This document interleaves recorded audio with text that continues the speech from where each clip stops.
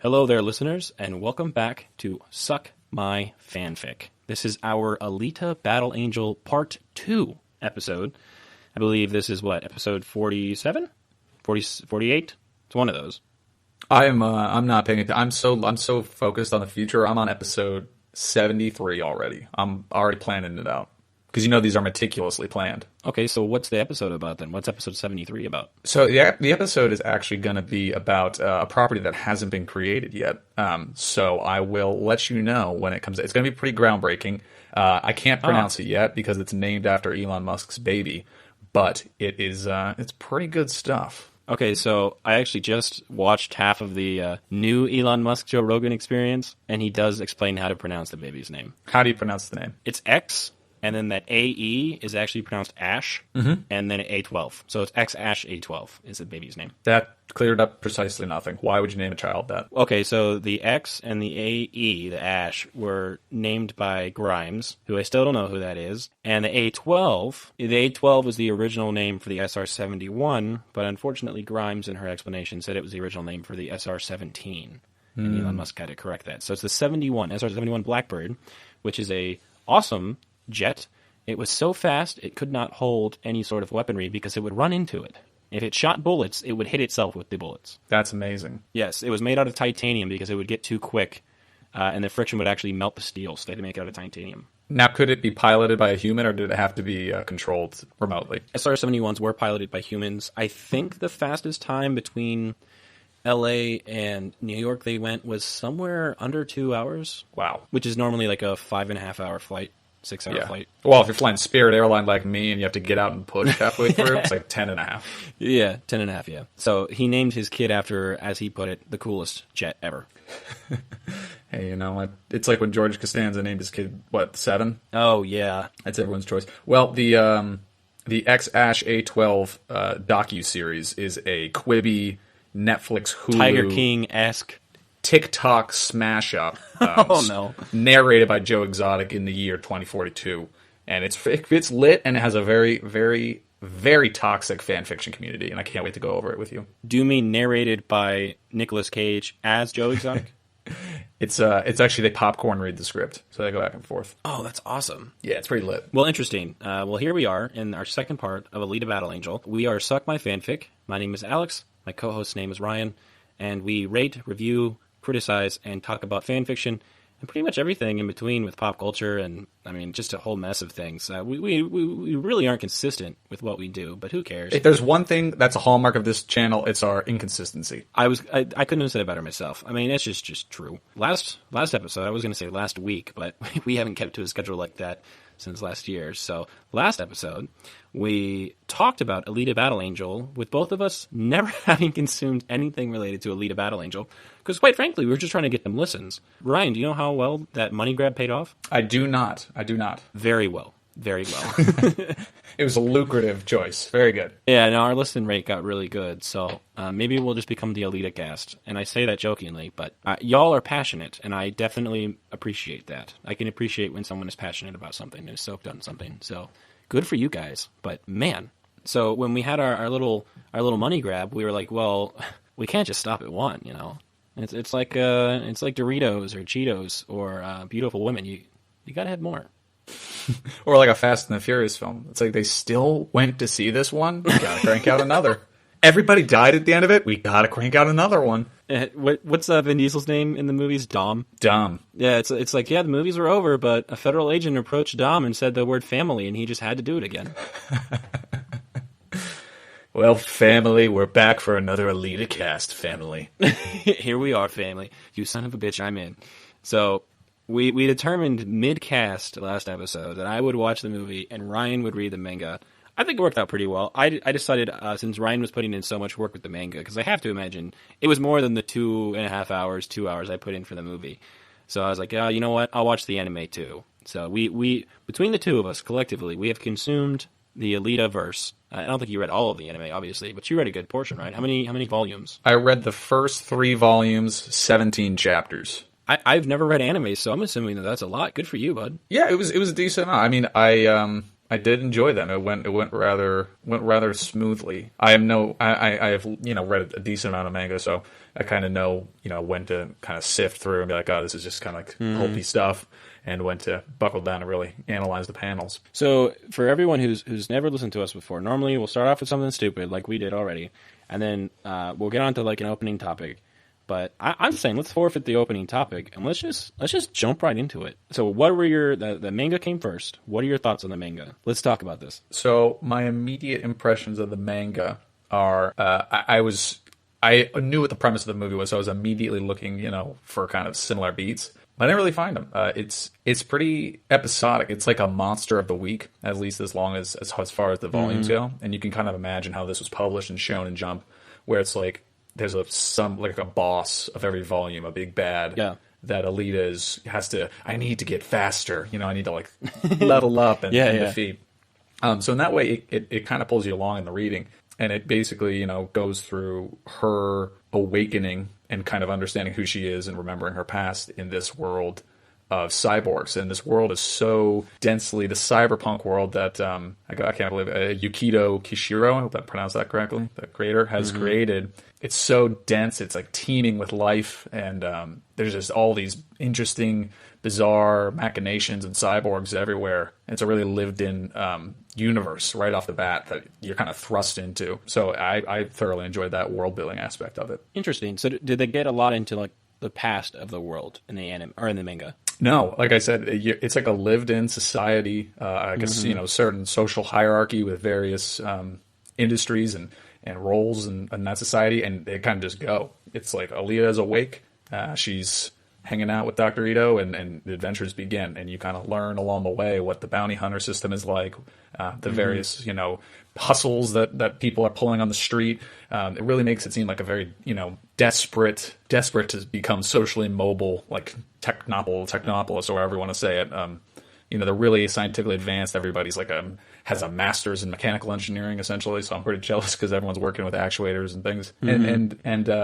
Kishiro really, he embeds a lot of pretty solid like scientific ideas into his writing, and a lot of stuff about some philosophy and a lot of neuroscience. So it uses a lot of like real scientific terms and theories for its fiction, which I really like. So did that help with like the credibility of the story that you were able to connect it to real life? Yeah, it definitely seems this is not fantasy. I mean, it's like the far future with grounded in our in kind of what could be possible if we continue down this road of like artificial intelligence and upgrading and superhuman prosthetics and things like that. Okay, so I'm not glad, but I'm interested that you said that the manga didn't explain it either, because the anime and the movie both did not really give a great background on how we got to where we are when the story starts. I actually had to watch some, I guess, promotional clips that they released on YouTube explaining the world. Mm-hmm. At first, I was kind of critical that they put those out, because I was like, why would they do that?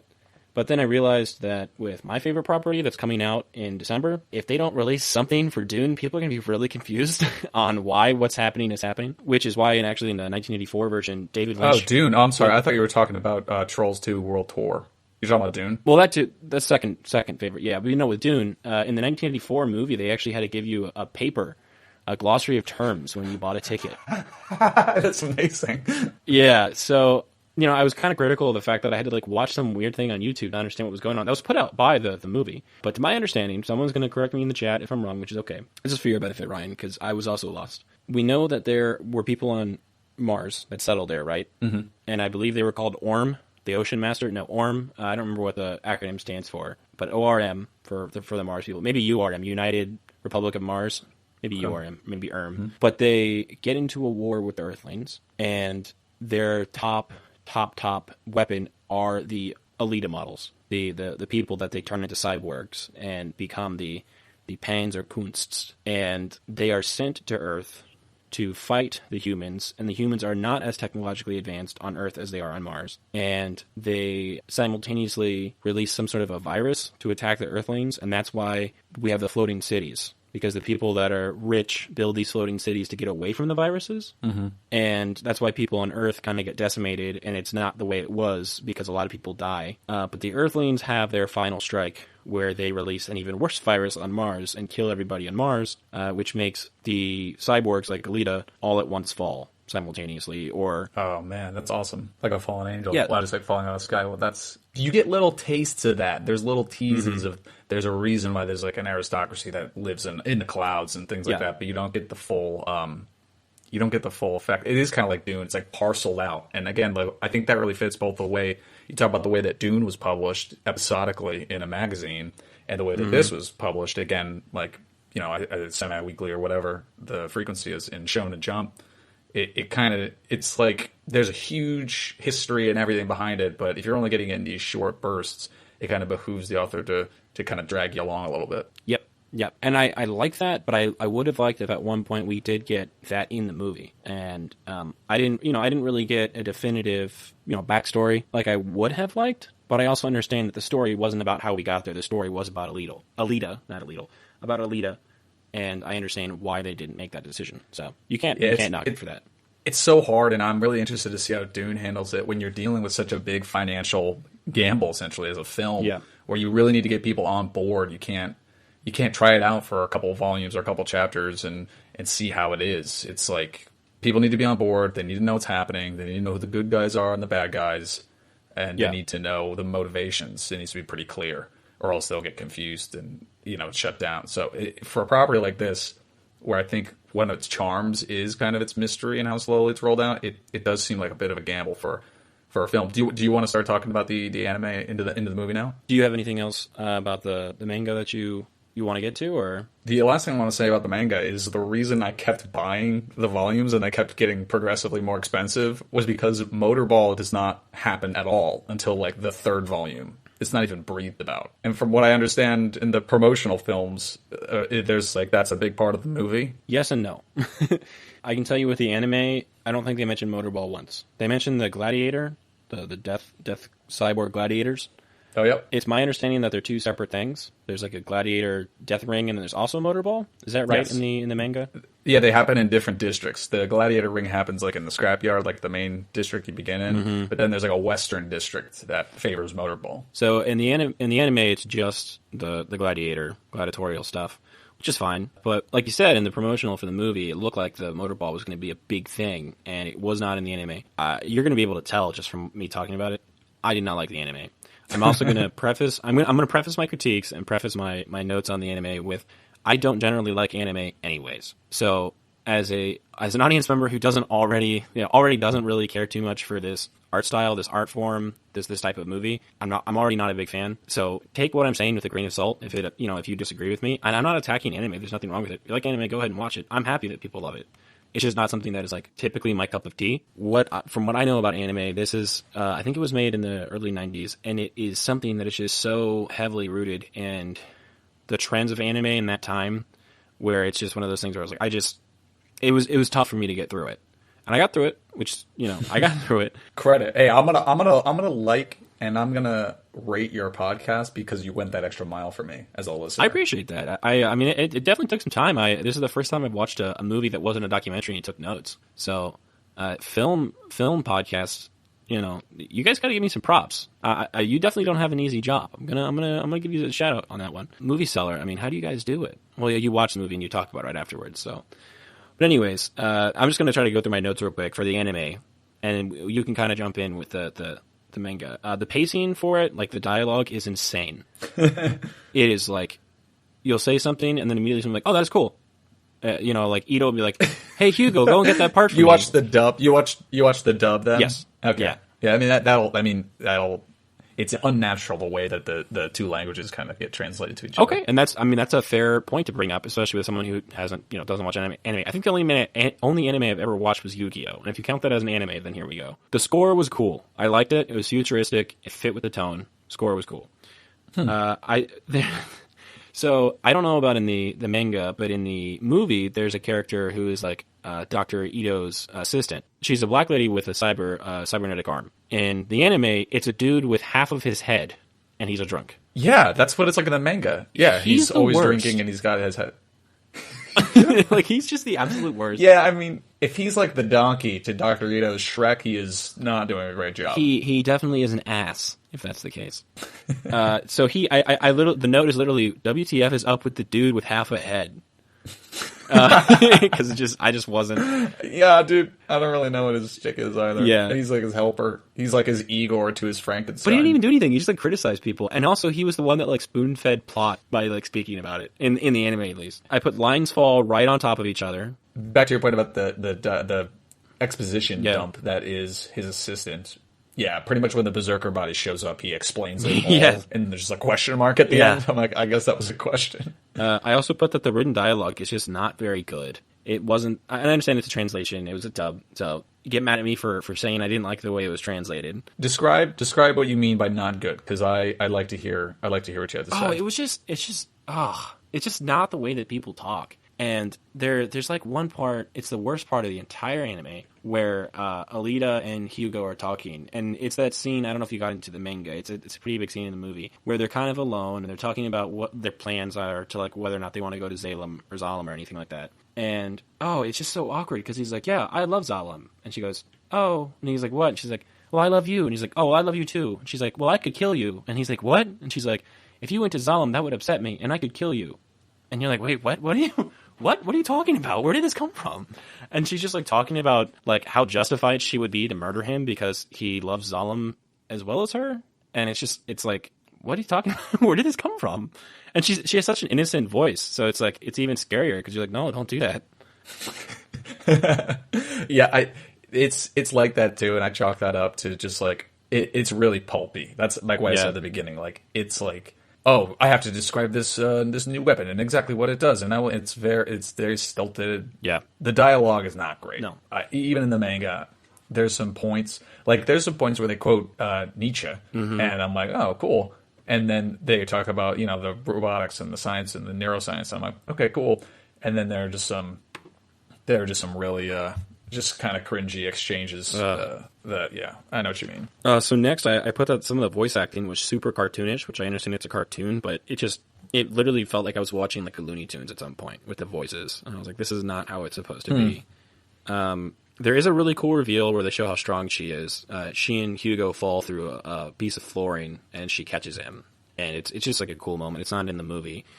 I said they did a really good job depicting Earth as a wasteland, because I think they did. It was drawn almost to its detriment. Like, it was too much of a wasteland, especially compared to the movie, which looked like it was thriving, but still kind of small. The anime was just bleak. They also, oh god, that might also have to do something with the budgetary restraints of an anime. It could be pretty expensive to animate all that. They have so many anime, just really random. It's that the anime speak where they like make unnecessary like grunts and ha's just because it's supposed to be something to like help them emote. And again, if that's a thing that's a part of the art form and people like it, that's fine. It just threw me off because there was just like a lot of like especially Ito. So Alita murks a dude a fifth of the way, and it takes her 1/5 of the anime to get like into battle mode, which is fine. Ito did not know that she was made for combat in the anime. He did not know that when he initially puts her together, and I thought that was interesting. Yeah, he didn't know that in the manga either, which makes you really think, what were his purposes picking up a pretty young girl out of the scrap heap? So did it, when in the scrap heap, did it start where he finds her body, first off, he pulls the eye out of the robot, he finds her body, and then lifts it up in the air in triumph? I'm going back to that panel now. I believe so. Okay, that's how it happened in both the anime and the movie. So I like that there's that continuity between the three. Yeah, I believe so. I'm pulling it up now. I'm not a big fan of the way they portrayed Sharon in the anime. Sharon, specifically because they like hypersexualized her for absolutely no reason.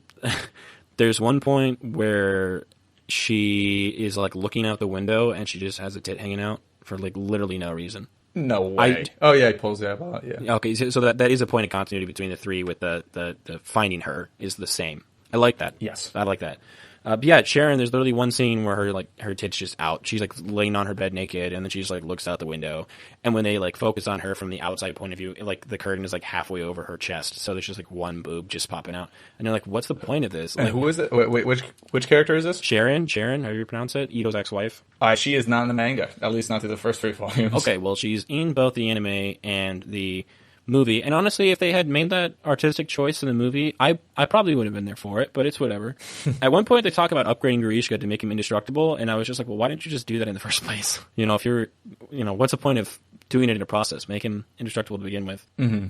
Did you get to the scene where she goes to the bar and she talks to all the hunter killers and tries to like rally them in spirit and like have them fight with her and stuff? Yes, I have a great line. That's when she like kind of makes enemies with Zapan. Yeah. Zappin. In the manga, okay, I don't know what she says to incite him in the other two, but in the manga, she gets up and says, "What's your problem, bitch?" And that pretty much just kicks it off. Not in either of those does she say that. Is there a dog in the manga? Yes, there is. Does the dog get murdered in this scene? No, the dog stays alive in the manga because it saves the baby at the end. Okay, so you know how Grishka gets his like whip fingers basically? Yeah. Well, he comes to the bar in the anime and he's very angry and he extends them and they show them wrap around the dog and then tighten and then come back.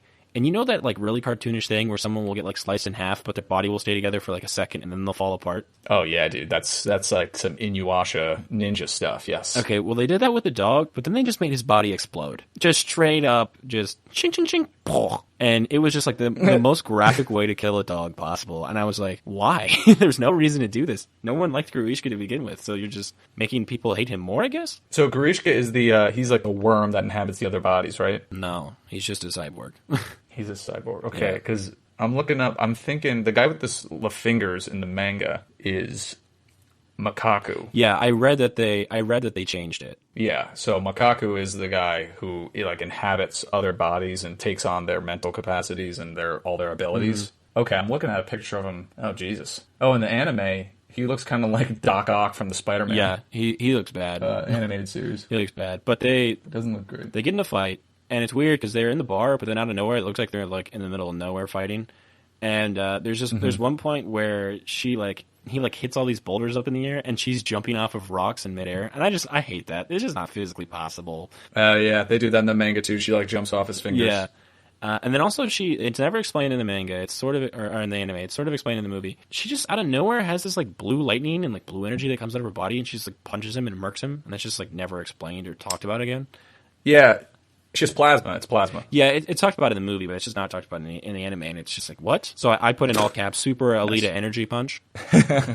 Hugo, I don't know about the manga, he is stealing actual spines from people. He is pinning people down and taking their spines, and it is just brutal. Yes. It is brutal in the manga as well, and I like that. Yeah. I was like reading that, I'm like, there's no way this is in the movie. Also, is it Hugo? Because in the manga it's Yugo, and I don't like that it was anglicized. So he's also Yugo in the anime. I've just been calling him Hugo because that's how they refer to him in the movie. But it is Yugo in the anime. Mm-hmm. I wrote that no one in the anime felt good to me, except for maybe Dr. Ito, but everyone kind of felt bad. Everyone felt like they weren't good people, because everyone's like stealing body parts from other people. Everyone's like killing people. It's definitely like a Wild West on the ground, and that's not how it's portrayed in the movie. The movie is a lot more idyllic. It definitely has its like crime, but the anime is just like so bleak about it. So it's like, why do I want to root for any of these people, or why do I really care? Like, everybody's bad. Yeah, I'd agree with that. With the manga, it does make your protagonists seem a little more likable. But that's kind of what I was getting to. I really like the fact that it's a very grimy world where everyone's like on their hustle, trying to survive in this very dog eat robot dog world. There's Sharon and not Nova, Mahershala Ali. What's his name? Why can't I think of his name? Vector. So Sharon and Vector have a like pretty sexual relationship in the anime. In the movie, it's implied. I don't know about what it's like in the manga, but there's literally one scene where she's just like getting eaten out on his desk, and then they just like talk, and it's just like in the anime. Yeah, in the anime. It's like, why did you put this in? Like, what's the point of putting this in? Did you just want to sexualize it, or they just didn't feel like there was a reason to sexualize it? Again, maybe I'm being obtuse, but I do not remember a Sharon at all from the manga. I don't know, dude. There's like no estranged wife, no love interest really for Ito. Yeah. And then what's weird is after she's like gets eaten out, he like goes and deals with something, and she just like walks to another window naked. And at that time, Grishka just like totally obliterates. It's actually, I think it's like a porch. He just like totally obliterates it. And she's just like standing there with her chest hanging out. She's like, "What's going on?" He's like, "I need to be remade." And it's just, I don't know. It's just, it's like you just drew the boobs because you wanted to. There's no reason to draw the boobs. And again, if that happened in the movie, I wouldn't have complained. But who knows? Who knows? I wrote that the fight scenes are lackluster. They're not very interesting. They're super short. I wasn't engaged. They gave Yugo this backstory about his brother. I don't know if they did that in the manga. I didn't care. It didn't. Yep. It didn't give me any reason to care about why he wanted to go to Zalem or Zalem. I just didn't care. They had this, thing where he was like riding his brother's shoulders and all this other stuff. I'm like, whatever. I don't care, Yugo. That doesn't really give me enough reason to believe that you want to go to Zalem so badly. Yeah, it's a little in the manga. It's like played out that it's been like a very, very long time, and it's kind of parceled out over the course of like 4 issues that it's his brother's deal. But yeah, it is kind of all explained all at once. Yeah, I could forgive you for feeling that way. Yeah, there's literally no mention of rollerball in the entire movie of the anime. Motorball. Sorry. There was no shock when we found out that Ito is from Zalem, like none. I just didn't care in the anime.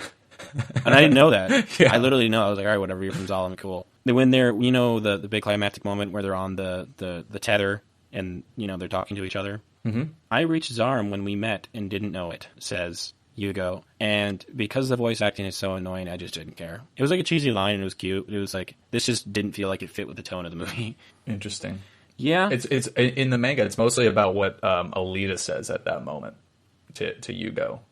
He's not really saying anything. He's kind of catatonic right before it gets sliced. It's a conversation in the anime.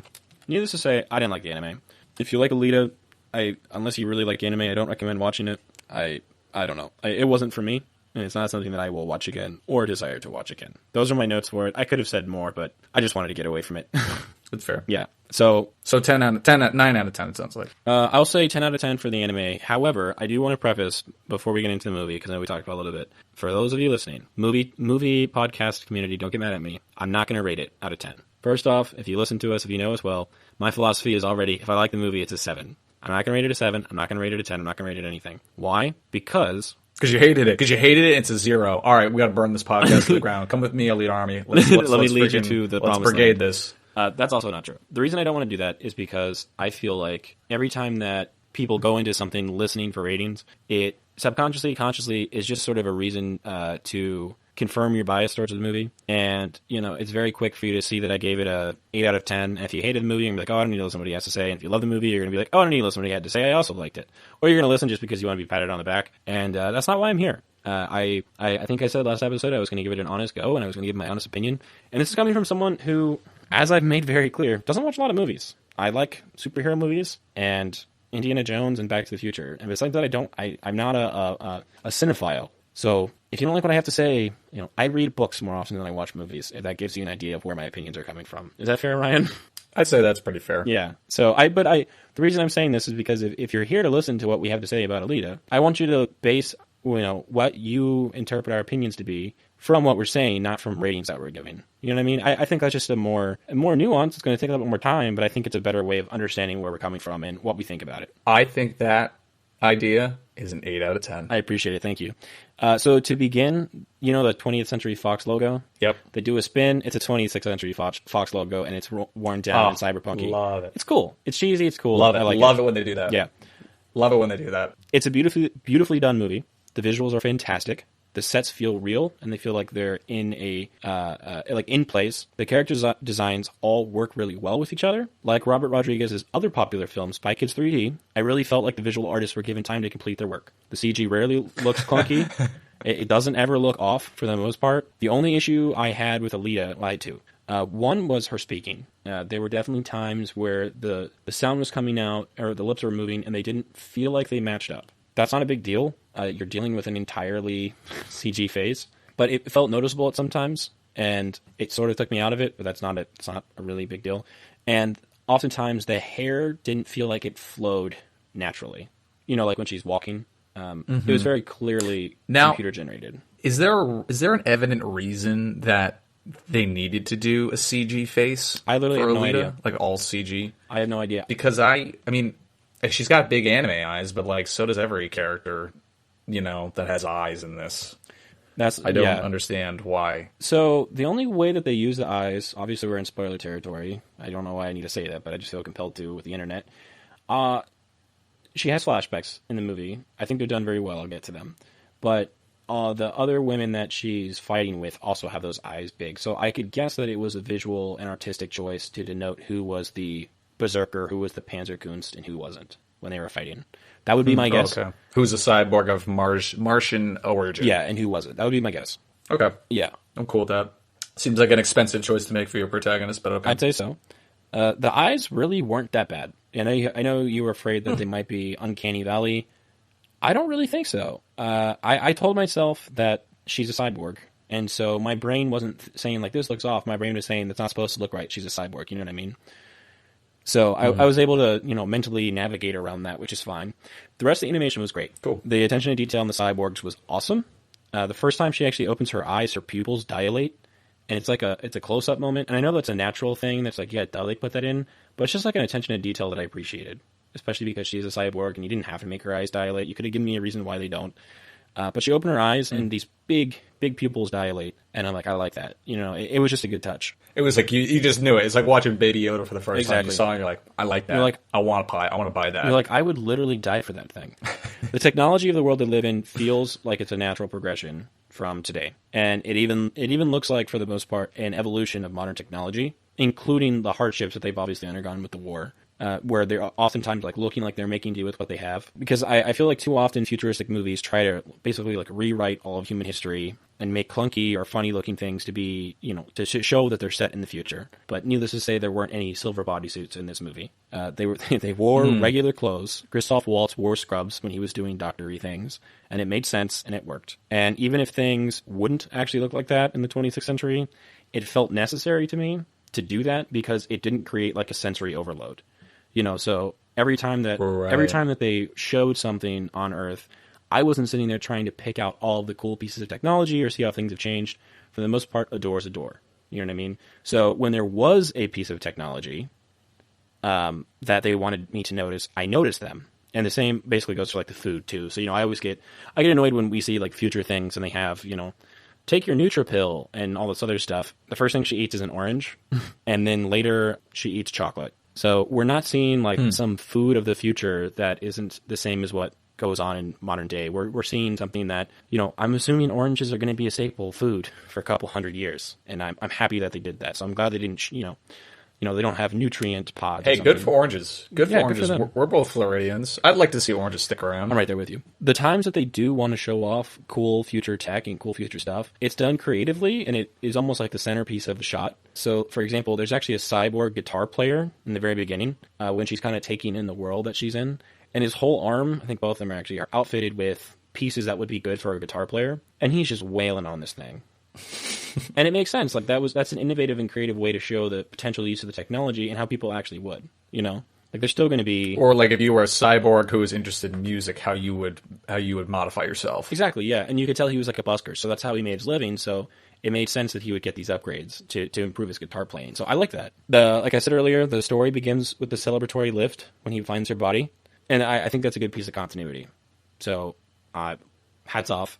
The dialogue in the movie is actually great, as opposed to the anime. The dialogue in the anime was not good. Really? The dialogue in the movie is really good. There were definitely times where I was sitting there and I was like, that was a great line. So, for example, in the beginning, Alita cries, and Ito looks at her and says, let's look at the bright side. Your tears are working. And I don't know why, but that line, the way he says it, the way it's delivered, the context, it just hits. And you're like, yeah, I guess that is the bright side. Like, she does have that going for her. Yeah, it's also Christoph Waltz, so you just like everything he says, you're willing to believe and listen to. And it just adds another level of like gravitas or sweetness, or he's just so talented. Yes. When she first walks outside, she looks around, she looks up, she sees Zalem, and she goes, what holds it up? Magic? And Ito says, no, something stronger, engineering. Oh, dope. I like that. It's a dope It's line, such a good man. line because it shows the place that we're in, and it shows who Alita is. Even though she is this, ancient weapon from Mars, she's still innocent, and she still believes in magic.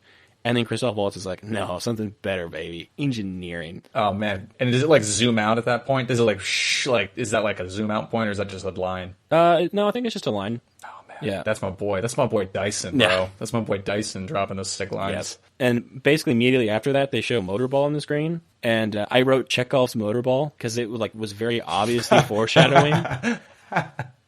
Chekhov's motorball, like Chekhov's gun, Yeah. that if it's shown in the beginning, it will play an intricate and very important role in the third act. If you show the gun in the beginning, you have to shoot it by the end. And it was definitely a Chekhov's Motorball where you're like, yeah, I know you're going to do Motorball later, Alita. If I hadn't seen the preview, I would have known. Next, she becomes friends with the dog, which is nice. But I encourage everybody who wants to fight me on this.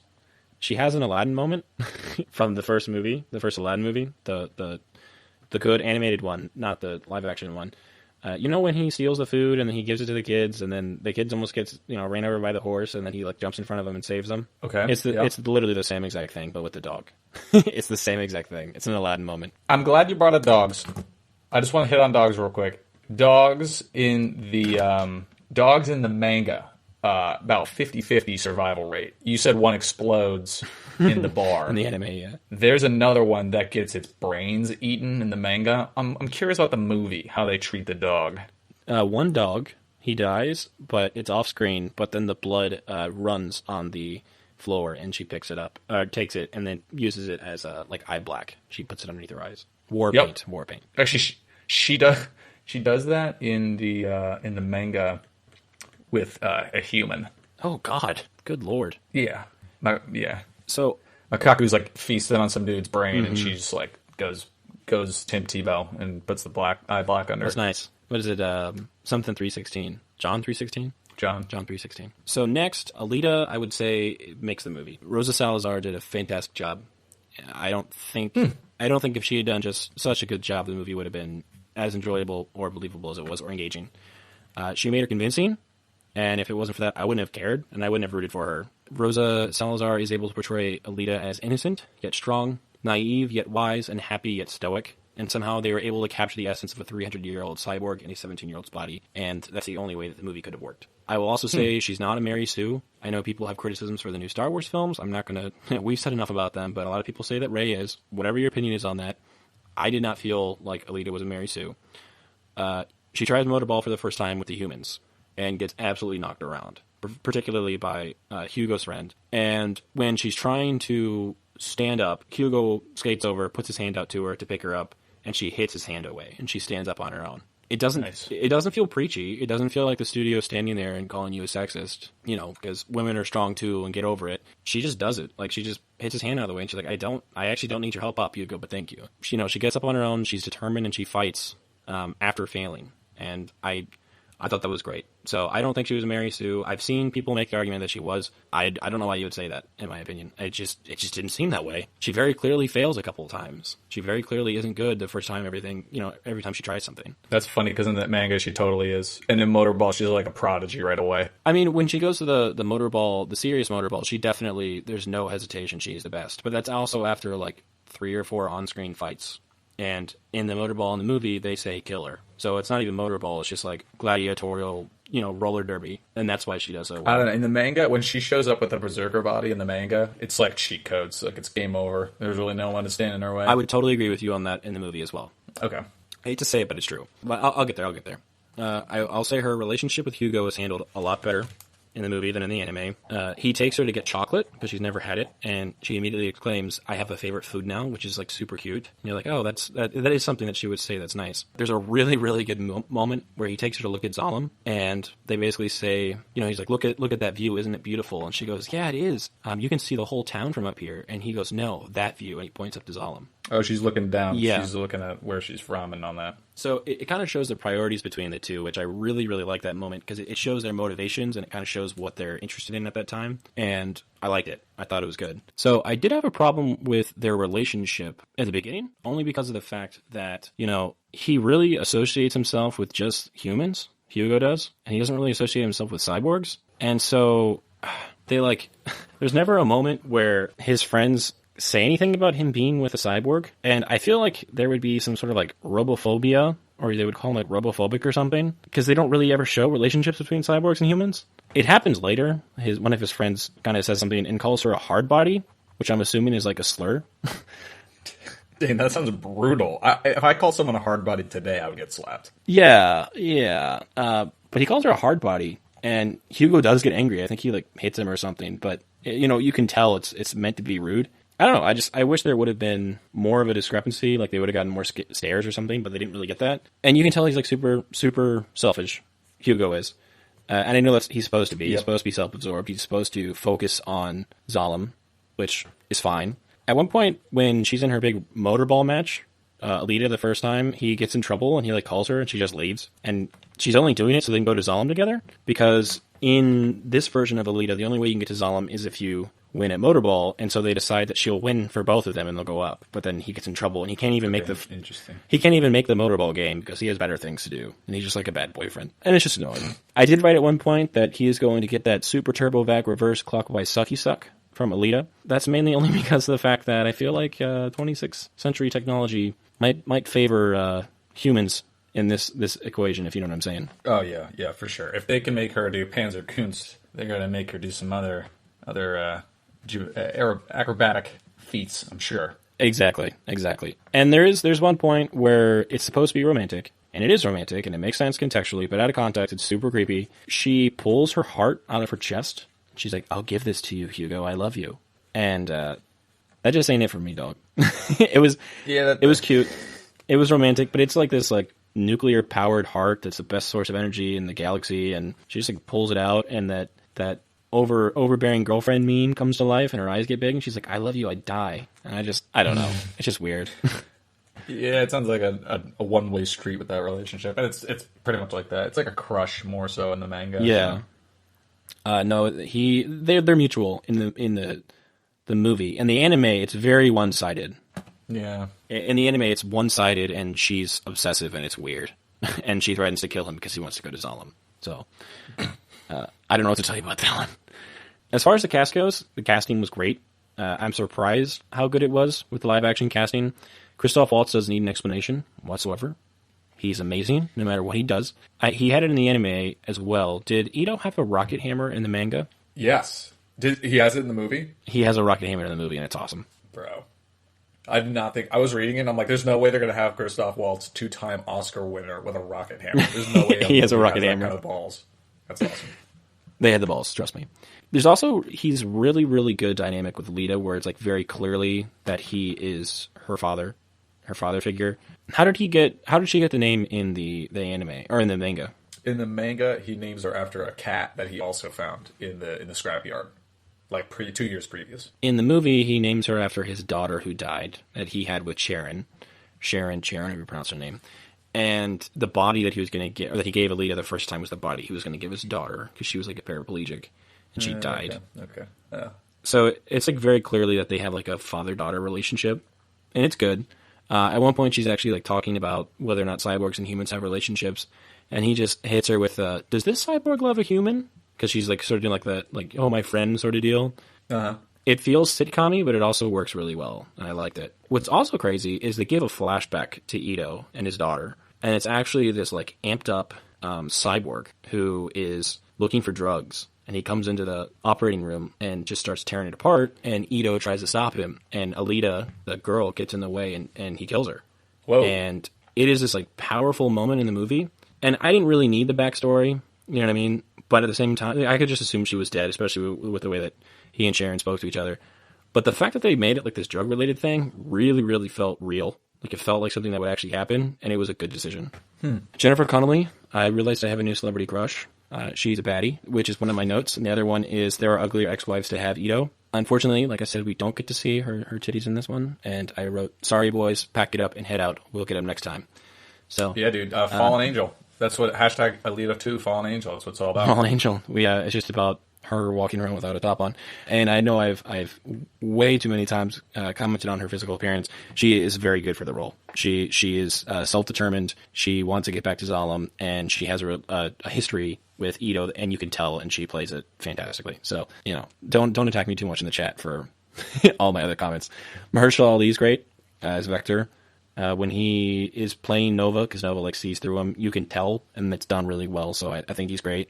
He also references Paradise Lost, He says the rule in hell then serve in heaven line, and it's just awesome. I like that there's that like cultural history there that we still hang on to and still reference, and I'm glad they added that in. It wasn't in the anime. I don't know about the manga. I think we made a Paradise Lost reference in like the first couple episodes of this podcast, so we'll probably have that Oh, level we of did. staying power as well. Exactly. And then as far as Rorschach went, he was locked in there with Alita, and there's not a lot to say about him, Grishka, because he was basically CGI the entire movie, so it's whatever. Yeah. Not a big deal, I guess. The motorball scenes were compelling. They were good. It was really easy to make them into CGI messes, and they weren't. I'm looking at you, the end of Black Panther, but it's whatever. They were well choreographed.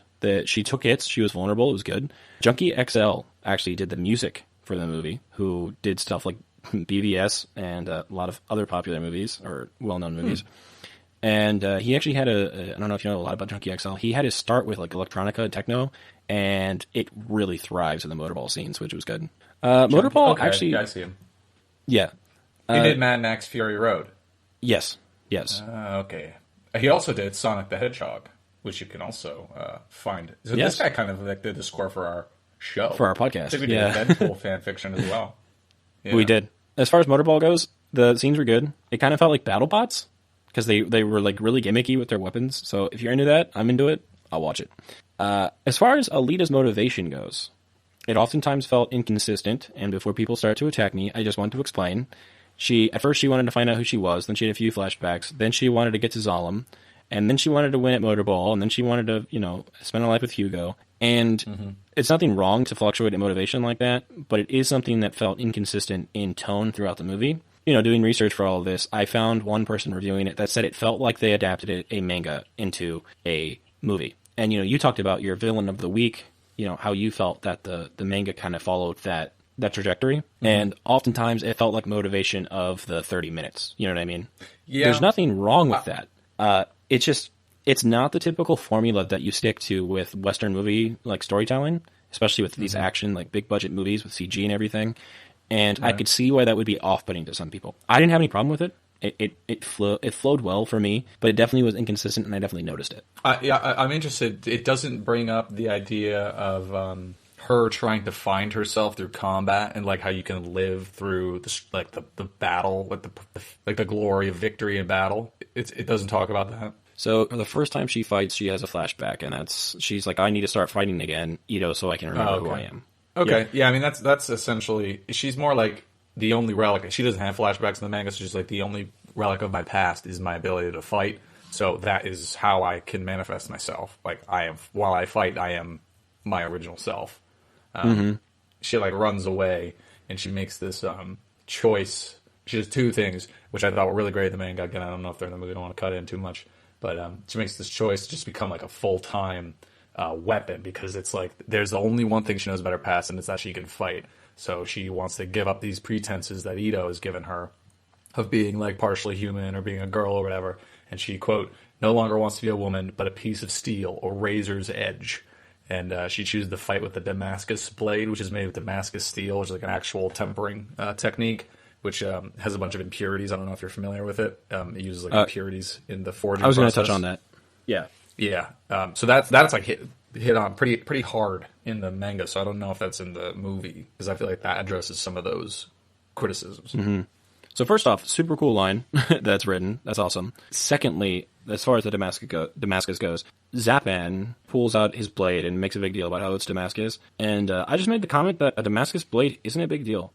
Damascus blades are super common. They've been around for, I think, 1,000 or so years, maybe even longer. You know why they have impurities? Just because of how it's quenched, right? No, actually. So Damascus blade, what you do is you take, it's sort of like plywood. If you think about, how plywood, you take different grains and you orient them different ways and you glue them together and it's stronger. Right. So a Damascus blade, it's mainly just the style of the blade, where you take different types of steel and you weld them together, and then you shape your blade however you want it, and then you actually etch it with acid. You acid wash it. And depending on the culture and the time period, there are super ton of techniques to do. I think one of them has to do with mixing borax with urine, and the acid from that eats away at the top layer of the steel, and it reveals this beautiful, beautiful pattern. Damascus steel blades are like some of the coolest ones. Not as strong as some steels, not as soft as some steels, but they do have impurities because they are made up of different metals. And you get really, really cool patterns. There are, I think, dozens of different ways to make a Damascus blade, like different techniques to like get different patterns out of them.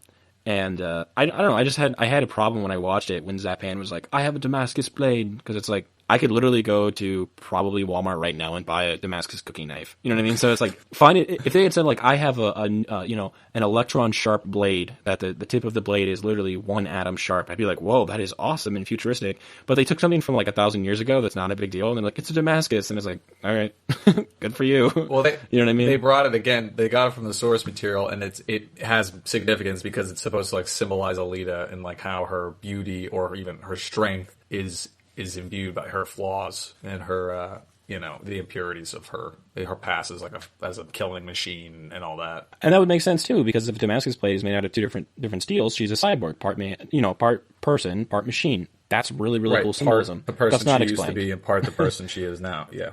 Yeah, that's not explained in the movie. So that symbolism's a lot cooler when you explain it to me. I will say the moon, the flashback scene she has from fighting, the first one takes place on the moon, and it's awesome. It's like a moon like combat scene. It's super cool. Then does she go to a spaceship in the manga, like a fallen, crashed ship? Like in Man of Steel, and she like downloads Russell Crowe's like. Bro, are you reading my notes right now? No, that's just what it hit me with. No, not that I remember. No.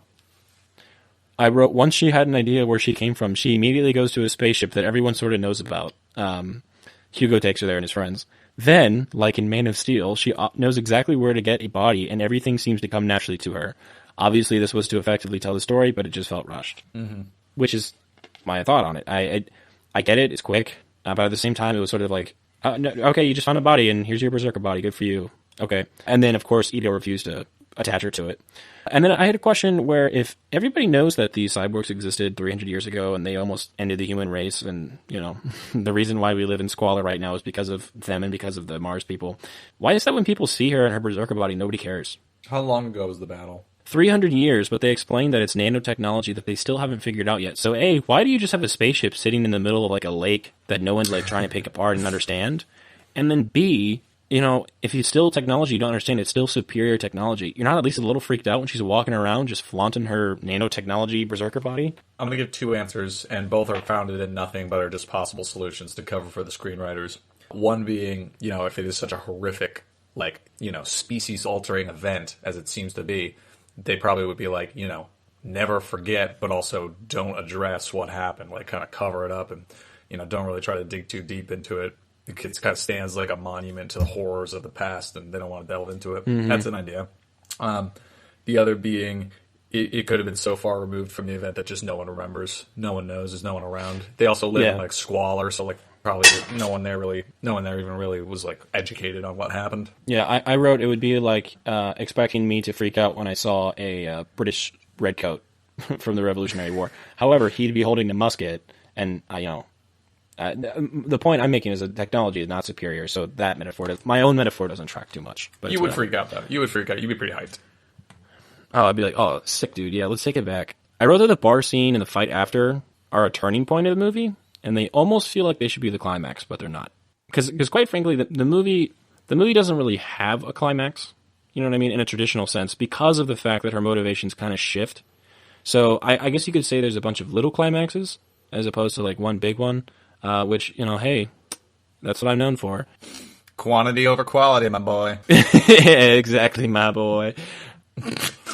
Yeah, but, there's this big scene in the bar where they're all fighting. She kind of, like, gains respect to a lot of these hunter killers. We get introduced to the Dog Master, which I don't know if he's in the manga. He is in the anime, but in the movie, he's basically the best character because he is a cyborg that is just in control of a bunch of robot dogs that are, like, super killer. And I think he deserves a Hulu show. If Disney's got this property, he deserves his own show. I'll just watch him do whatever. He's cool. But she makes this big inspirational speech, and it's like a big call to arms. And then nobody listens. And I liked that, because to me it was just like another moment that she wasn't at Mary Sue. Because it was like, oh, everyone actually thinks you're stupid, and no one cares about what you're saying, so sorry, little girl. But I like that a lot. And it gets to the point where people aren't listening. She literally needs to punch a dude in the balls to get him to listen. Yeah, she'd punch someone in the balls. Yeah, I wrote, I hope they have cybernetic testes. Let's just make this completely arbitrary weak point in the cyborg because it mirrors an anime. Exactly. There's one part that just kind of shows her and Hugo's relationship again, where the fight's kind of like dwindling down, and Ito's kind of breaking it up, and Hugo is about to get wrecked by a cyborg, and she just destroys like two people right in front of him, and he just turns to the guy and he goes, "Oh, I'm with her." It's cute, it's funny, it just kind of shows what their relationship's like. Then this one doesn't show the dog graphically exploding, which is good because that was awful.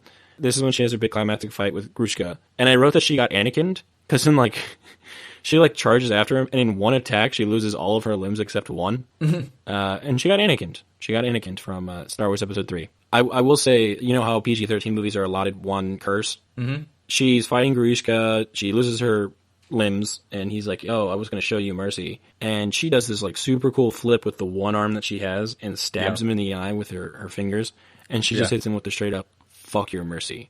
Ooh, that is pretty tight. It was like the best allocation of a swear I've ever heard in a PG-13 movie, because it was tonally it was her lowest point in the film. She got Anakin'd. Right. She didn't know, the dog just died. No one wanted to listen to her to help her fight Zalem. She didn't know if Hugo and Ito were okay, and she just like, "I don't care about you, Grishka," and she just, "Fuck your mercy." It was great. The ending felt messy. Wait, is that how she takes him out with the arm and the eye? No.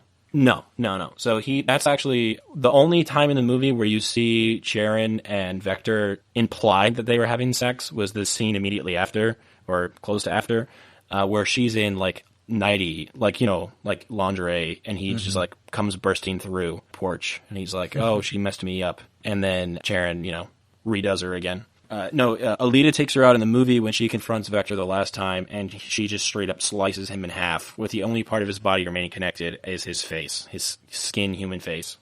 But the ending felt messy, and by the ending I mean the whole situation with Hugo, and then him dying, and then them bringing him back together, and then him overhearing the thing about Zalem, and then him running to the line. It was just like, that's such a big climactic moment, because it is Hugo's turning point where he's like, "My whole motivation doesn't matter anymore," and he freaks out about it.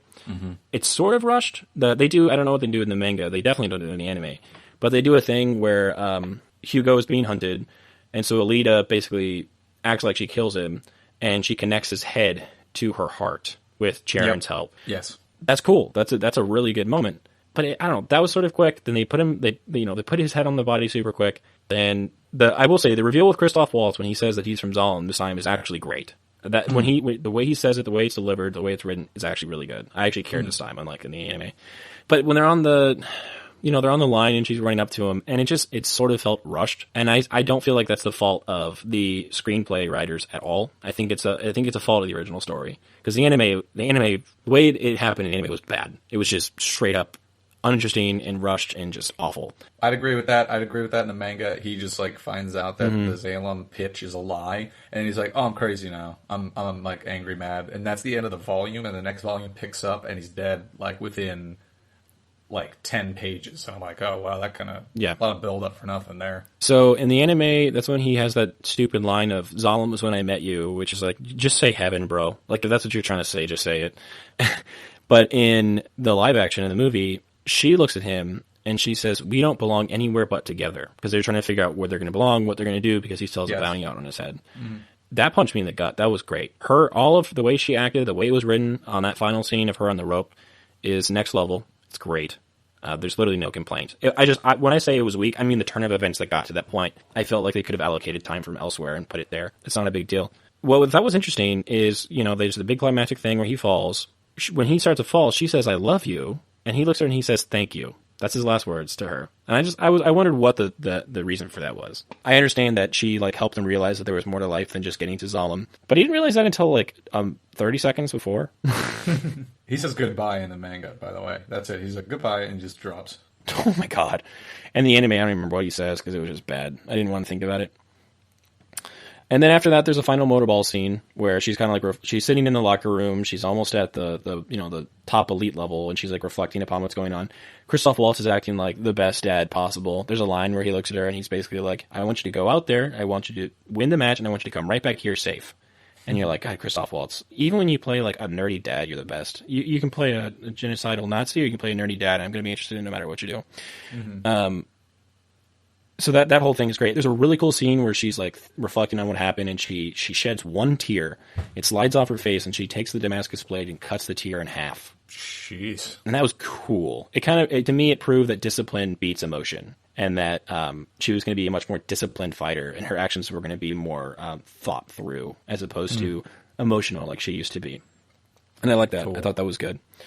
And then at one point, when the announcer is announcing her, he calls her the Battle Angel, and I had that moment from Family Guy where I'm like, they said the name of the movie in the movie. Mm-hmm. So that was interesting. Overall, it takes itself seriously, which I think is very refreshing. Overall, out of 10, you give it... Out of 10. The premise is obviously unbelievable, but it doesn't matter, because movies that aren't afraid to be sincere have something that most movies these days don't. To me, I know we have discrepancies on Aquaman. I personally feel like Aquaman is an honest movie in the fact that it knows it's cheesy and it embraces it, and I think Alita is sort of in the same vein. It knew that it was emotional, and it wasn't afraid to be emotional. It knew that Alita was saying important things, and it wasn't trying to cut them down with jokes. And I'm looking at you, every Marvel movie ever. Because of that, I think that's why it works so well. I think that's why it has such a following, and I think that's why people are so passionate about it. She says things that she's like, I will not stand by in the face of evil. You hear a line like that, and as a modern moviegoer, you expect to hear someone cut through it with like a fart or something. Because it's just really funny when that happens. And I don't want to like express real emotions, because then if it doesn't turn out that way, I kind of get embarrassed. But she says this, and she's not taken seriously, and it actually frustrates her. And you're like, I know you said that genuinely, Alita. I feel bad for you. I also don't want you to stand by in the face of evil. And it works. It's just good. So that's where I feel with it. As far as little things I picked apart, again, these are all nitpicks. He picked up her brain. He picked up her body in the very beginning. How was her brain preserved for that long in the trash heap? It's like 300 years it was sitting there. It's not. It's synthetic. It's not real. That wasn't, unless that was made clear in the movie and I didn't know that, it didn't seem like it was made clear in the movie. I thought she was like a cyborg, but I could have just not gotten that part. I am stupid. Naming her after his dead daughter is predictable. It felt Western. I know that's not how they did it in the other. Obviously, we talked about it. In the bar scene, the bartender has an eye patch. Yes. My thought was like, why does he need an eye patch? There are literally people who are like 95% machine. He's so stubborn. He's a bigot against robots. He's like, even if it'll help me, I'm not going to do it. Exactly. I wrote, there are definitely times where it feels like there are mini arcs adapted from a manga. This movie brings up the question of whether it is effective to make a straight adaptation or to just adapt something for film. Was this the most effective way to adapt and tell the story? I'm not one to answer that. We've had conversations like that on the show before, but I think that's just a good question to ask. We already talked about the Damascus Blade, but I was going to bring that up because it's not special. I don't know about the manga, in anime it's the same way. Grishka is basically just a face at this point. Like, he really has nothing else. He's just like a big tank. Why even keep the face skin at that point? Why? So people can identify you? You gotta have someone to talk to, yeah. I guess. It just didn't make any sense. It's like you keep everything else but that. I think to me it was just like the artistic choice in the manga to be shocking. I will say in the manga, that is somewhat explained because Makaku, Grishka, whatever, gets a tragic backstory. Okay. The next thing I said was, after Alita got Anakin'd, I would have liked to see her be hesitant the next time she had engage in conflict. Sort of like she remembered what it felt like to have her limbs chopped off, but instead she just kind of like jumped right into it. Again, that doesn't really matter, but I don't know, just like a little thing that I would have added something for me. It took her an hour and a half into the movie to actually compete in Motorball. Hey, it took me like 4 days of reading to get to the Motorball, so that's a pretty accurate depiction of the time. Yeah, I feel like if Motorball was going to be big, they should have leaned into it more, or just not had it at all, or not made it as big of a deal. Sounds like they should have cut it. Yeah. The Motorball scenes are engaging, but she's not even playing Motorball for that long. It seems more like a convenient way to guarantee that she'll get to Zalem than it does anything else, and I feel like they could have done something else. In the anime, he just needs 1 million credits and he can get there, even though it's a lie. 10 million in the manga. That's interesting. Maybe it's 10 million in the anime. I could be wrong. Why haven't they tried to understand the Mars technology in 300 years? Mm-hmm. It like you said, she puts on the Mars armor and she's just OP. And I put she's overpowered and it's a little too convenient. She puts on the Berserker armor and immediately no one can handle her. It also felt a little unconvincing that she was using her fists and she had like big tanks she was fighting that had guns and whip hands and all these other things, and she was able to take him down by just punching them. At the end, before she has to kill Hugo to save him, when she leaves Motorball, she literally murders like 11 people on the way that are like trying to fight her. when they get there, he basically is accused of killing one person, even though he didn't. And she's just like totally like just a mess because she thought that he killed one dude. And I'm like, you murdered like 11 people or whatever the number is, 4 even people on the way here. They're robots. They don't count. I guess so. But like she's like upset that he like might have killed one person. At the end, Zapan gets his face cut off. Like his whole like half of his face just gets sliced by the blade. But then he's like still talking. And you can see like his teeth and his like tongue and everything. And his jaw's gone. And I'm like, so is there a voice box making his voice? In which case, why does he even need to move his mouth? You bring up a great point. It's like, why do they need anything? It's because it's a steampunk, cyberpunk kind of thing. No, yeah. I get it. The Centurions, the big robots that like, guard everything, they have guns, but at the very beginning they're like, oh, guns are outlawed. So it's like, oh, okay, well, they're outlawed unless you're the police, and then you can have guns. Looks like we're living in Great Britain. You got again. Got him. and then finally, this is like my main thing, which I didn't think about until a couple days after watching the movie. Her big thing at the end is to destroy Zalem, and it ends with her pointing a sword at the sky and directed towards Nova basically, and the crowd's chanting Alita, and it's this big triumphant moment. But destroying Zalem seems counterintuitive to the existence of the human race. It's the only floating city left, and it's the only thing that provides the rest of the people on the surface with supplies. And taking it down sort of helps nobody. You know what I mean? Like, if she destroyed Zalem like she wanted to, what are the people on the ground going to have after that? They won't have to live in service of Zalem anymore, because they live and send them scraps and goods and things like that. So what, they're just going to die? They don't have a purpose after that? I don't know. Well, now they can go and be their own people. They can be self-determinate and go, grow their own crops or something. The entire world is empty. You could do that anyways. It's true.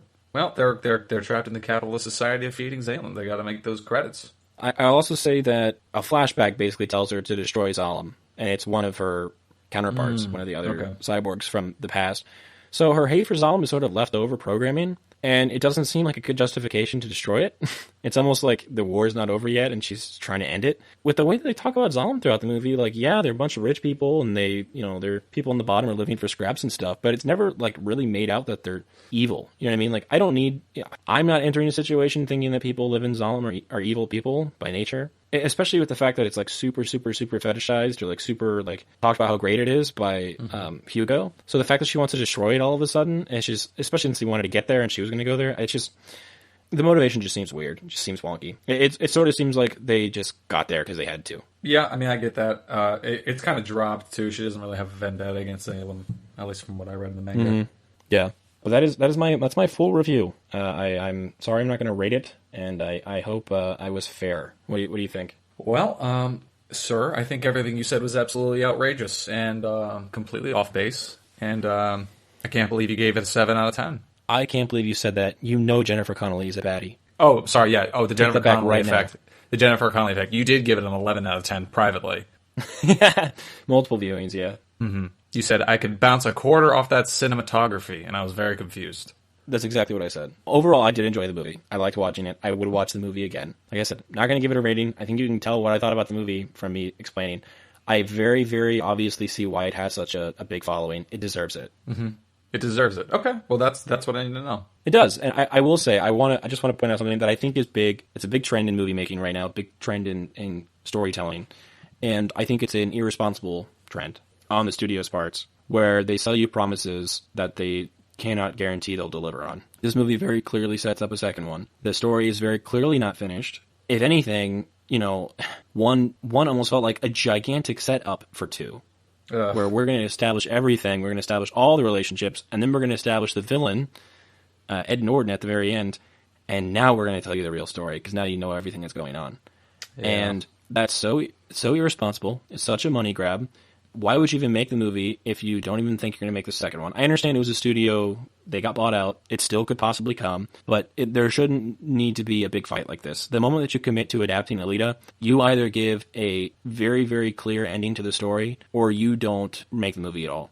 You know what I mean? There's no reason to have it open like this and teasing. And it obviously reflects upon the fact that every movie nowadays has to be a universe, a bigger franchise, bigger universe. Every movie has to be a reboot or a continuation of something else. And I'm just personally annoyed by that. The people who love this movie don't deserve to sit there and be basically, according to the story, promised a second movie, because that's exactly what it feels like, and then have that taken away from them. Yeah, you really have to you gotta walk before you can run, and before you can walk, you gotta crawl. So you gotta make a good movie before you can think about multiples. You gotta make something that stands Exactly. on its own. And like if that was it, you could walk away from it and be completely satisfied. Yeah, because I know I bring everything back to Dune, so I'm going to bring it back to it anyways. He wrote the first book, and it was, if this even gets published, I'll publish it.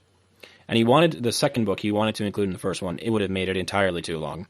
But he wrote the first one, wrote the second one, and then they said, well, why did you write the third? And he said, well, I had an idea for the third one. I was only going to write it if people wanted it, but the second one ends pretty definitively. You know what I mean? Like, you could tell that he was setting it up for a third one, but it didn't have to go into a third one. You could have just kind of left it up to your imagination. I would say is the first one unfinished without the second? The first one, you could have stopped right then and there. Most people only read the first book, and that's all they ever read. The fourth one ends, and it's like, okay, cool, universe is over, and then he writes the fifth one. And the only reason he writes the fifth and the sixth one is because he was guaranteed, he already had a fan base, he already had an established universe, and he was writing a new story that is its own trilogy, but it's based off of the first four. So my point is the groundwork is already done. It was already done properly. It was already done in a way where if he only had ever written the first Dune, that would have been fine. You know what I mean? Like, Man of Steel. If we only ever got Man of Steel, that honestly would have been okay. I really like Man of Steel. It doesn't really set itself up for a second one. There's not a big reveal of Lex Luthor at the end. He just flies off into the sunset. Yeah, you're right. It doesn't. I feel like it's, for everything good that the MCU has done for movies and for storytelling and for comics and for, popular culture, there are definitely drawbacks, and I think this is one of them. We all always expect post-credit scenes now. And maybe we can blame that on Pirates of the Caribbean, but don't blame it on Pirates of the Caribbean because I love that trilogy. But you know what I'm saying? Like, we're growing up, or living, I should say. We grew up in a big franchise-hungry world, and everything has to be a franchise now. And this was going to be something that Fox was going to put their foot on the gas with. And I just think it's irresponsible to tell stories that way. Tell me, I bought a ticket for Alita Battle Angel. I did not buy a ticket for the first part of a series. Yeah, you didn't pay to see Alita 2 Fallen Angel, the prequel. Exactly. The people who are fans of this movie, diehard fans, have every right to be the way that they are. I mean, quite frankly, they do. And they want to get their movie so badly. Like I said, I think they deserve it. I hope they get it. And if they get it, I'll probably watch it because I enjoyed it. The movie was done very well. The graphics were great. Rosa Salazar was amazing. If Christoph Waltz was in it, I'll be there. I just wish it was handled more responsibly. I guess that's just the best way I could put it. There's no reason that it needed to end on such a heavy-handed setup for a second movie. Do you think even if it had been self-contained and kind of satisfying, more focused, if it had that twist at the end set up, do you think that you'd still be as upset that there was a setup? Okay, so when I say this, it's not a direct attack at anybody in the Alita fandom, but it's just this is just a general trend of fan culture nowadays. This is a bigger criticism on popular culture. There is an entitlement around sequels and prequels and extra things, right? Mm-hmm. I think it's very clear with Star Wars. People feel entitled to a Disney Plus show and another Disney Plus show and another trilogy and a set of books, and it's not like it, or at least we like to imagine it was back in the day where the story came out and it was done. I mean, I can't tell you how upset I am that they're going to make another Back to the Future movie. That trilogy is perfect. Don't touch it. There's no reason to. They should have never made an Indiana Jones 4.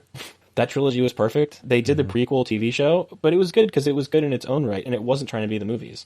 I do feel like if the movie was self-contained and it had a satisfying conclusion, there still would have been a portion of the population that wanted a second one and felt entitled to a second one. I'm not using entitled as a bad word, but just a way to describe it. However, I don't think that there would have been as much of a passionate fan base. Basically, screaming for one because it was self-contained. Okay. So this promise, seemingly, potentially, hopefully not, empty promise of a second is like an egregious affront, which has caused people to point out like it's practically injustice, and that has drawn more people to the cause than you think normally would have been if it had been more self-contained. Yeah, I couldn't have said it better myself, and I didn't. Yes, that's exactly what I'm saying. And it's the same. I'm a nut job. I want the Snyder Cut so badly I can't stand it. I've told people I would pay $50 a ticket to go see that movie, and I would bring my friends. The only reason I feel entitled to it is because of the fact that there was studio interference.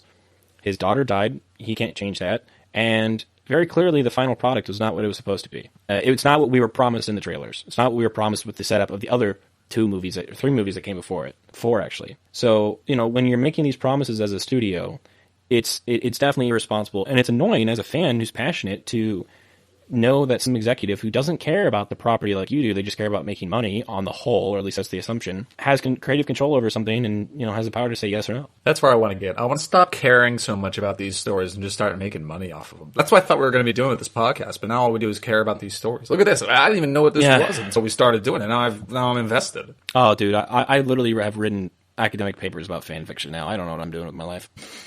But that's where I stand with it. I said, it's a good movie. I enjoyed it. I would watch the second one if it came out. I think it deserves a second one. Fan base is totally justified.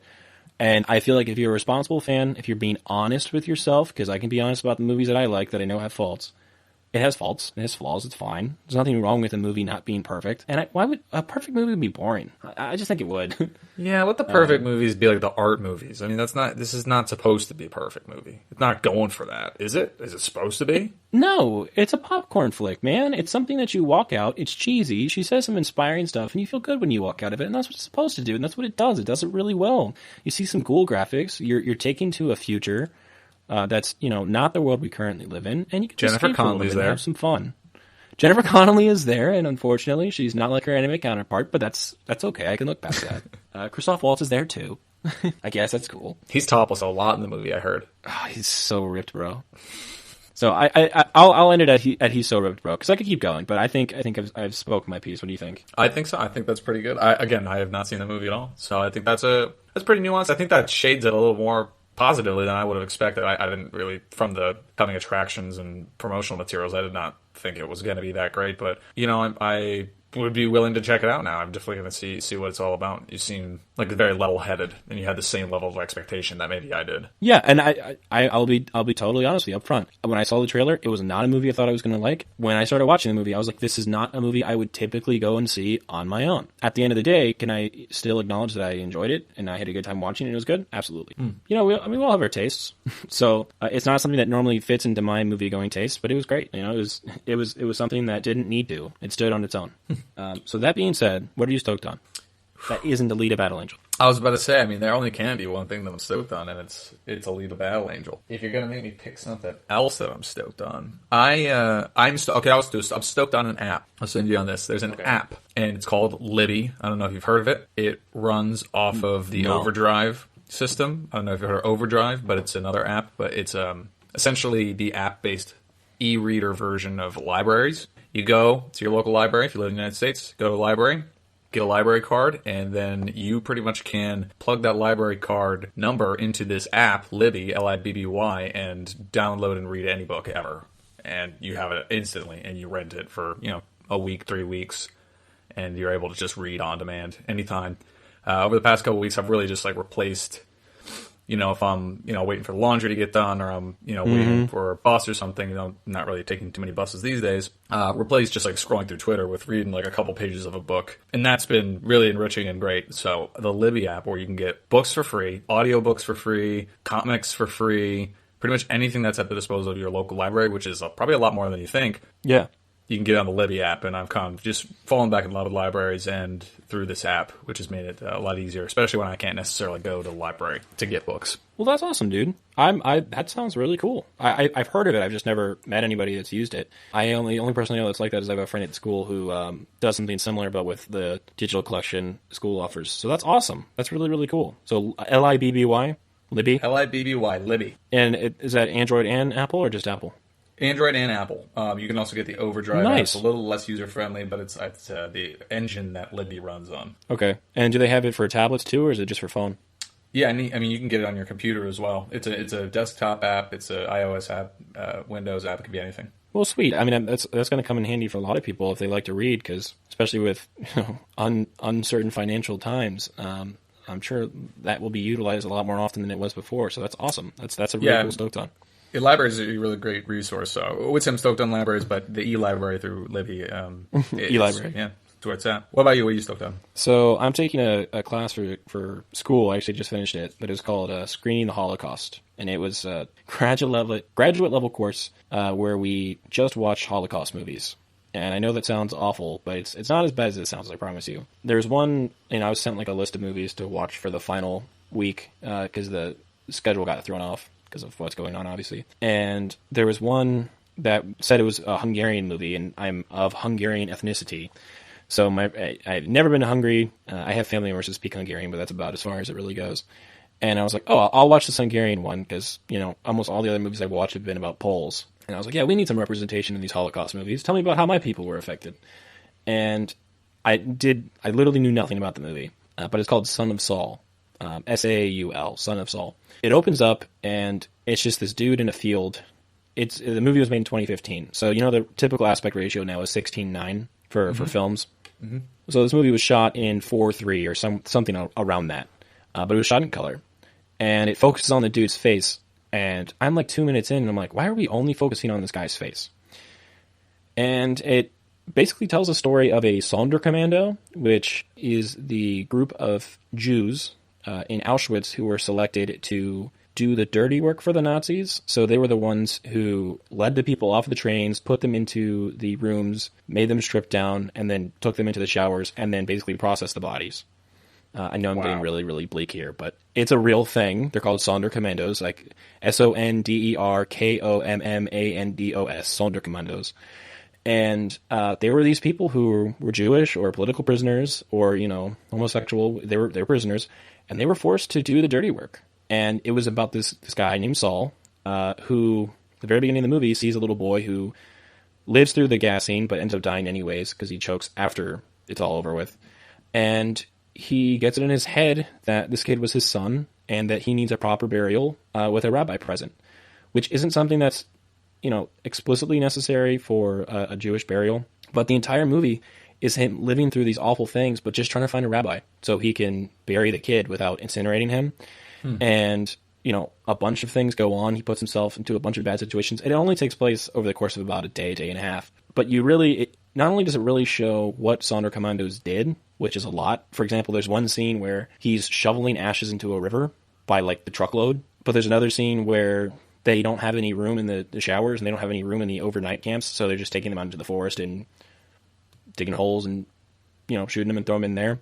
It's just this, it's a very close-up movie. It rarely ever leaves his face, if it does. And the first time that I realized that the sound was going to be significant was 3 minutes in, where he helps the people into the room and they close the doors and then you hear the screams. And again, I know I'm sounding very bleak, but they don't hold any punches with the sound. So where the movie is close up and on his face and it's shot in an aspect ratio that's not standard, the sound is panoramic. And it's this really disorienting process because you're only seeing things that he's experiencing, but in the background you're seeing, he's focused, you see his face, he's determined to find a rabbi. At the same time, he has a naked corpse that he's dragging across the ground and taking to an incinerator. And just the juxtaposition between his intentions and what's going on behind him are just so stark. There's just really not much I can say about it that would do it justice. I'm trying to describe it so you get a feel for what the movie is, but the movie itself is just pulls no punches. I read a quote from the director, who's a Hungarian, and he said most Holocaust movies tell the story of survival, but that wasn't the story for most of the people that went through it. If that can give you an idea of what happens in the movie. So I guess I can be stoked on a really good movie, even if the content is very sad. It did win Best Foreign Film at the Oscars. It's an Oscar-winning movie, and it won the Grand Prix at Cannes in 2015. Okay, so this is this isn't just you saying you like this movie, as you've said about other movies such as Batman v Superman. This is a critically acclaimed film. Yes, this is critically acclaimed, almost as good as Batman v Superman. Yeah. But it does, one of the many things that it shares with Batman v Superman is that it is in Alex's pantheon of great film. I would agree with that, yeah. No, this is, over the course of I've probably watched 20 plus Holocaust films. Most of them are not American, so most of them are made by people who were directly affected by it. I know people in America were directly affected by it, but generally most Americans weren't. God, this one has just stuck with me. It's a $4 rental on Amazon. If you have the hour and 40 minutes, I cannot recommend it enough. It's a really heavy movie. You're not going to be very happy at the end of it. My instructor told me that the main theme of the movie is the death of God, if that gives you an idea of what the movie's like. But the composition, the cinematography, the acting, the casting, the story, I really can't compliment it enough. There's not a drop of English in the whole entire movie. You're going to be reading subtitles. It's in Hungarian and German and Yiddish. That was my question. Is subbed or dubbed in keeping with the episode? Subs. Subbed or dubbed? Subbed. Subs. Subs. So I'm stoked on that, even though it's a depressing stoked on. I mean, that sounds like a phenomenal film. So Yeah. it doesn't sound like a pleasurable thing, but it does sound like an enriching and almost educational experience. So that's something I would check out for sure. Yeah, the way that I talked about it is that there are some Holocaust movies that spoon feed you the evil, and I get tired of it. I know they were bad people. I don't need you to tell me that. I've seen the photos from the camps. I've seen the footage from the camps. I know how bad those people were. But this tells you a personal story about a guy who's living and experiencing something, and because you're focused on his personal experience and you're getting the ancillary evils, it's almost more impactful because you're like, I'm not even focusing on the people in the background being burned. I'm focusing on why this guy can't find a rabbi. So it's just, yeah, I very enriching. I would say so. You don't walk out of it happy, but you're not supposed to. It does its job very well. So with that very sad note, and with us talking for incredibly too long about Alita, this might be our longest episode ever, Ryan. I will say thank you all for listening. I hope you enjoyed. Please don't attack me too hard in the comments. If you liked us, please rate us and review us and share us and talk about us and let us know what we did wrong or right in any sort of comment section that you can. You can follow us on Twitter, YouTube, follow us on the podcast app you normally listen to. And yeah, we really want to appreciate, or just say how much we appreciate your time. Thank you for listening to us. Thank you for hearing our dumb opinions on things that we are not experts on. If you want to talk about things I'm experts on, I probably wouldn't get as many listens on this, and Ryan probably would because he has front interests, but I don't know about that. Hey, regardless, I'm still going to be here to go over it with you. It'll be me and you, buddy. Exactly. You're my bud, dude. That's it. You're my dude, bud. You're my guy, bud. With that, Ryan, what can we remember? To all the discerning souls trapped on their mortal coil listening today, I would like to say thank you and welcome to a small piece of our fanfiction dynasty. To quote Alita Battle Angel, by also quoting Nietzsche, the spirit is but a plaything of the body. So let us go out and be like the Damascus blade and let the impurities of our personalities and our bodies be the very thing that defines our beauty. You have a wonderful day. Jennifer Connelly's hot. I smash.